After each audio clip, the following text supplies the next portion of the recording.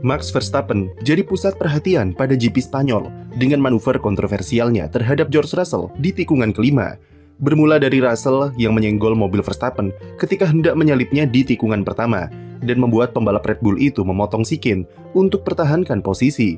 Tim yang memberi instruksi bagi Verstappen supaya berikan posisinya ke Russell karena takut terkena penalti membuat pembalap Belanda ini kesal. Ketika berniat berikan posisi, siapa sangka jika Verstappen malah luncurkan manuver yang menyenggol balik mobil Russell secara sengaja di apex tikungan kelima. Tanpa pikir panjang, Ray Stewart langsung menghukumnya dengan penalti 10 detik yang menyebabkannya turun dari posisi 5 ke posisi 10 di akhir balapan. Selain hukuman waktu, Verstappen juga diganjar tambahan 3 poin penalti ke lisensinya dan membuatnya sudah kumpulkan 11 dari 12 poin penalti maksimal dalam waktu setahun, yang artinya hanya butuh 1 poin penalti lagi sampai setidaknya GP Austria untuk membuatnya terkena hukuman larangan balapan sekali. Meski setelah balapan, Verstappen menolak berkomentar apapun soal insidennya dengan Russell. Keesokan harinya lewat akun sosial media, dia akhirnya mengakui kalau memang benar manuver tersebut didasari oleh rasa frustrasi terhadap kondisi balapan GP Spanyol. Mulai dari pilihan ban tim yang memberinya ban hard ketika safety car yang membuatnya kecolongan dari Charles Leclerc selepas restart dan terkena manuver Russell di tikungan pertama. Ia mengakui kondisi itu membuat rasa kesalnya memuncak dan mengarah ke tindakan yang seharusnya tidak ia lakukan. Christian Horner juga memberikan pernyataan kalau Verstappen sudah meminta maaf kepada tim karena memang hukuman penalti yang ia terima juga semakin merugikan Red Bull.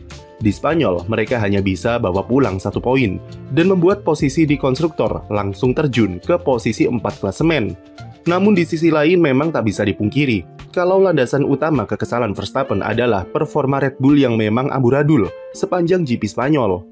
Di tengah huru-hara Flexiving, Red Bull sejatinya cukup diunggulkan di Catalunya yang memiliki karakter tikungan yang lebih cocok dengan mobil RB21 serta rekor Verstappen yang cemerlang dengan 3 kemenangan beruntun sebelumnya. Namun ternyata McLaren sama sekali tidak terpengaruh oleh technical directive dan Red Bull malah makin keteteran karena RB21 yang diproyeksikan kompetitif di Catalunya ternyata malah melempem. Di kualifikasi, Verstappen harus puas start dari posisi ketiga dengan gap 0,3 detik dari Piastri. Saat balapan, meski dapatkan start bagus dengan lompat di Lando Norris, itu tak bertahan lama karena ia tak bisa membendung kecepatan dari McLaren dalam duel 1 lawan 1. Degradasi ban di RB21 terlalu parah dan memaksa Red Bull memainkan strategi yang sangat agresif dengan 3 kali pit stop untuk bisa menyamai superioritas McLaren.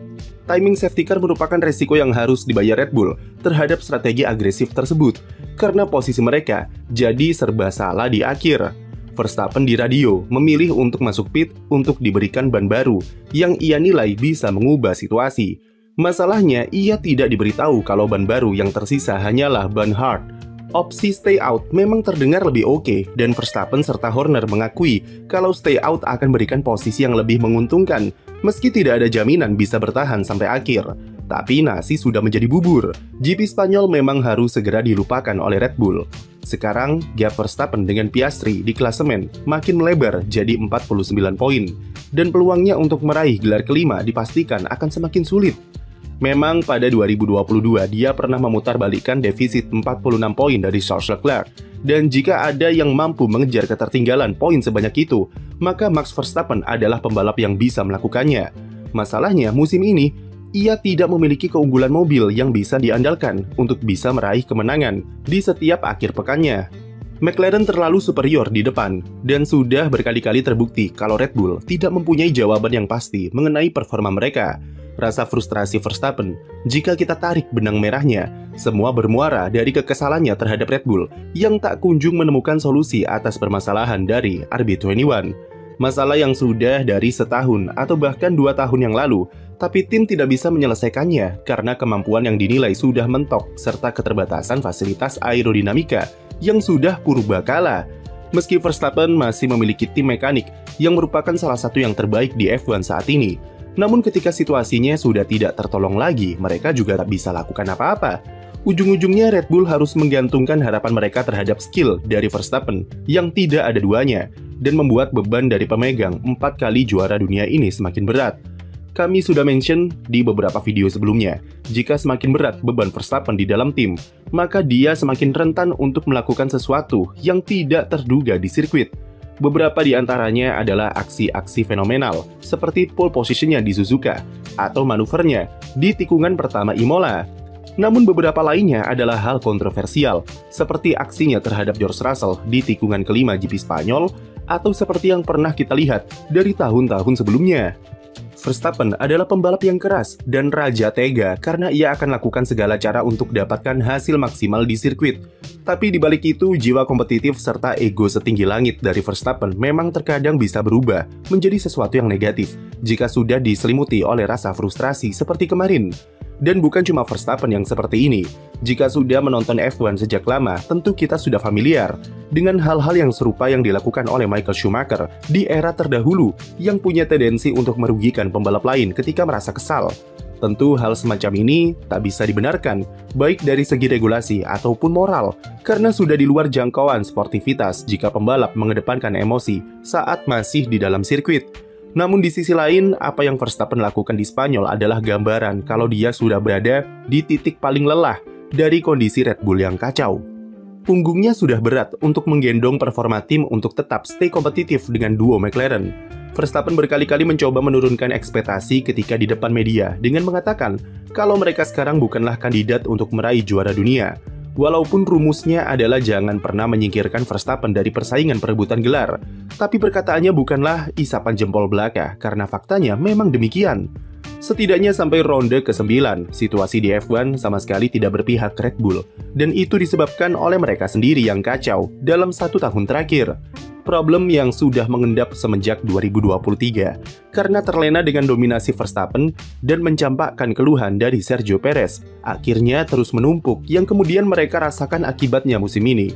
Ketika McLaren berhasil membuat mobil yang all-round untuk kedua pembalapnya, Red Bull masih stuck dengan model pengembangan mobil yang Verstappen sentris. Akibatnya sekarang mereka kembali mengalami krisis. Bukan cuma krisis soal performa mobil saja, tapi krisis yang sudah menyebar secara menyeluruh sampai ke manajemen pembalap yang ikutan kacau. Menunjuk Liam Lawson yang hanya bertahan 2 balapan saja di tim utama, dan sekarang Yuki Tsunoda juga situasinya kurang lebih sama seperti Sergio Perez di akhir musim lalu. Di Spanyol kemarin merupakan kualifikasi terburuk Tsunoda sepanjang karirnya di F1, karena dia harus rela menghuni posisi juru kunci ketika Verstappen bisa tembus 3 besar. Penyebabnya adalah kesalahan setup yang diberikan Red Bull dengan eksperimen serta memberikan pembalap Jepang itu downforce yang lebih besar.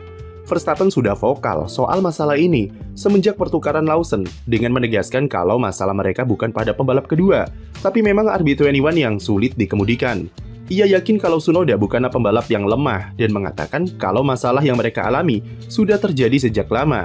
Tidak adanya kehadiran pembalap kedua yang disebabkan karena ketidakmampuan Red Bull membuat mobil yang all-round adalah faktor utama kenapa mereka sekarang terdampar di posisi 4 konstruktor. Verstappen memang masih bisa menggendong supaya tim bertahan di 3 besar, tapi ketika ia sudah lelah seperti kemarin, tim akhirnya cuma bisa pasrah. Dengan kondisi yang makin hari makin kacau seperti ini, tentu ancaman masa depan Verstappen di Red Bull atau bahkan di F1 bakal semakin nyata. Dia bisa aktifkan klausul untuk akhiri kontrak lebih cepat jika ia terlempar dari 4 besar klasemen pada akhir bulan Juni atau setelah GP Austria. Dan sekarang Verstappen hanya terpaut 43 poin dari Leclerc di posisi kelima dengan 2 balapan tersisa di klausul tersebut.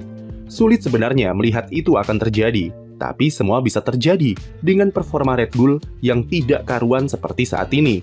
Melihat Verstappen yang sekarang mulai terang-terangan terhadap ketertarikannya terhadap ajang balap lain, sangat mungkin kalau ia akan segera pensiun dini dan berganti identitas jadi Franz Hermann alih-alih pindah ke tim lain di F1. Helmut Marko mengakui hal itu karena sekarang hal yang bisa membuatnya tersenyum adalah ketika membahas balap GT atau balap ketahanan. Ia bahkan tidak menampik kalau Red Bull bisa memberikannya izin untuk di salah satu balapan ketahanan jika waktunya tidak bentrok dengan balapan F1 supaya bisa menjaga mood Verstappen tetap happy dan stay di tim lebih lama. Dengan diizinkannya Verstappen ikut tes GT3 di Nürburgring beberapa pekan yang lalu dengan nama samaran Franz Hermann, itu sebenarnya juga salah satu cara dari Red Bull untuk menjaganya tetap di F1. Mereka sampai rela mensponsori tim Verstappen di balap ketahanan yang tentu selain untuk cuan dan marketing, Mereka ingin memberikan fasilitas kepada pembalap kesayangannya supaya tetap betah di ekosistem Red Bull. Tidak heran jika prioritas Red Bull sekarang sepertinya adalah bagaimana cara membuat Verstappen tetap senang daripada bagaimana cara buat RB21 lebih kencang demi kalahkan McLaren. Sekian video dari kami, jangan lupa beri like dan subscribe untuk konten F1 lainnya.